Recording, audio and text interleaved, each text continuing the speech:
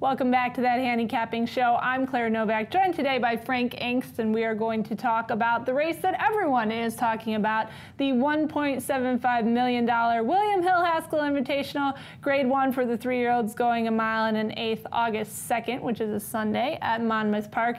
And Frank, of course, the reason everyone is talking about this race is because it marks the return of Triple Crown champion American Pharoah. Yeah, I mean, everyone's excited to see a Triple Crown winner. Not only see the Triple Crown winner, but see a Triple Crown winner continue with this 3-year-old campaign. And it starts Sunday in the Haskell Stakes at Monmouth Park.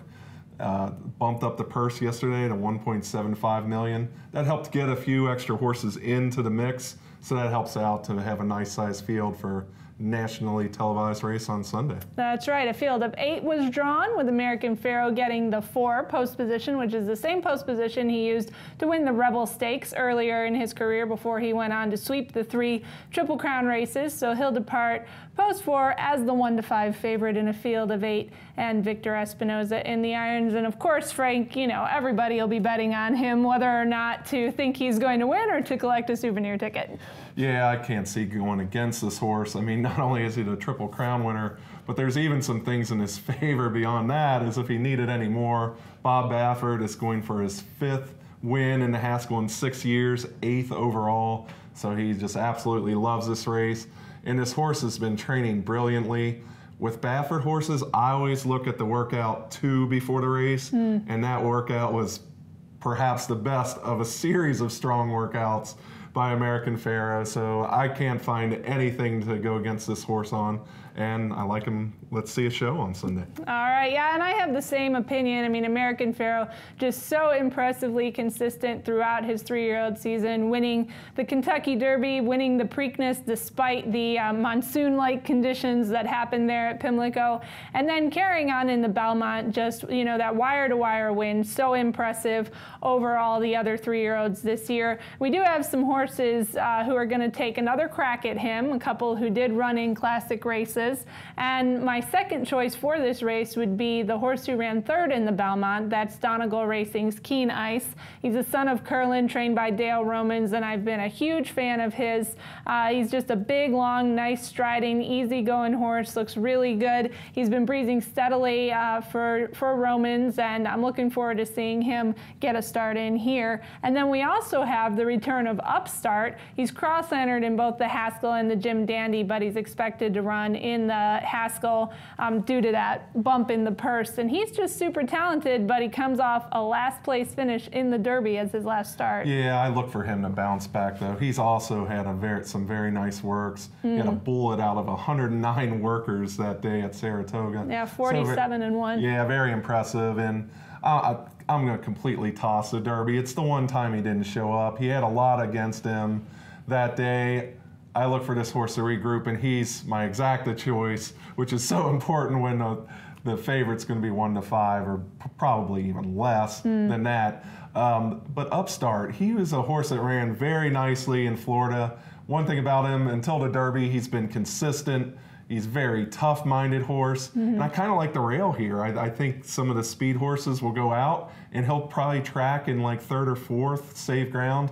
I see him being right there close. I don't see this being particularly fast-paced, because Pharoah, even when he's not on the lead, in a way he dictates the pace in that he just stalks that front runner. And I think whoever gets the lead is going to try to slow things up, but there's nothing you can do against Pharoah. He's going to stalk and pop. And Upstart, I think, is going to be right behind them and pick up the pieces for 2nd.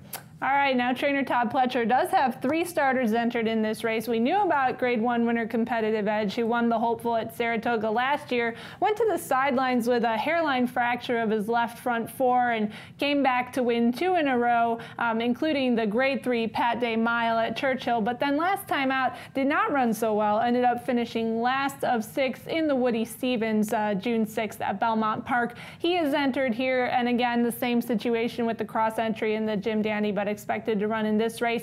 And then Todd went ahead and put in 2 Rapoli stable runners, Nana's Boy and Don't Bet with Bruno, and those are the 1-2 finishers from the Lamplighter Stakes at Monmouth. Neither one of them has ever won a graded stakes race, and both deservedly 30-1 on the morning line. Yeah, I mean, Todd Pletcher's had a lot of success at Monmouth, so that definitely deserves some respect and competitive edge.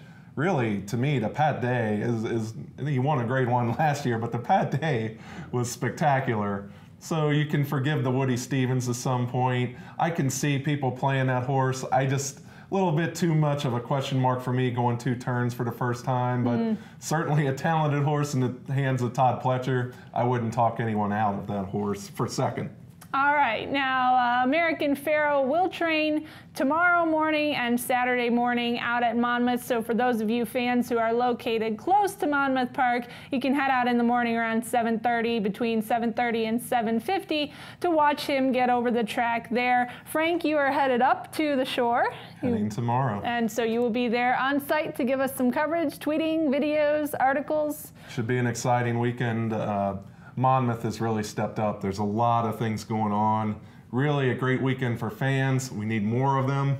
And we've had a few more of them this year, I think, in large part starting with American Pharoah providing a lot of those.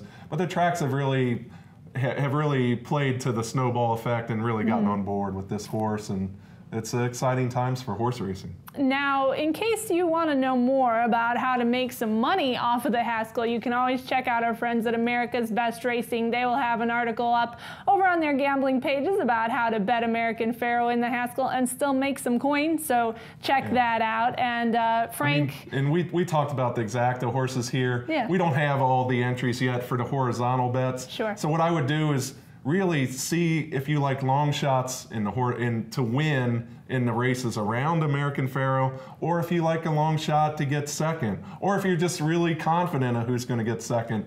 And then that way you can decide the best way to play around this horse. Or if you think you can beat him, go for it. But I'm not going to try that this week. Good luck. Well, as always, we want to say good luck to all the connections in the Haskell. And it's a very busy weekend of racing, not only on Sunday, but on Saturday, when there are some great graded races coming out of Saratoga. So be sure to stay tuned to bloodhorse.com for all of our coverage. And a new development, you can pick up that handicapping show on iTunes. So check that out. We always want to say thank you to Equibase for the PPs. And thank you for watching that handicapping show.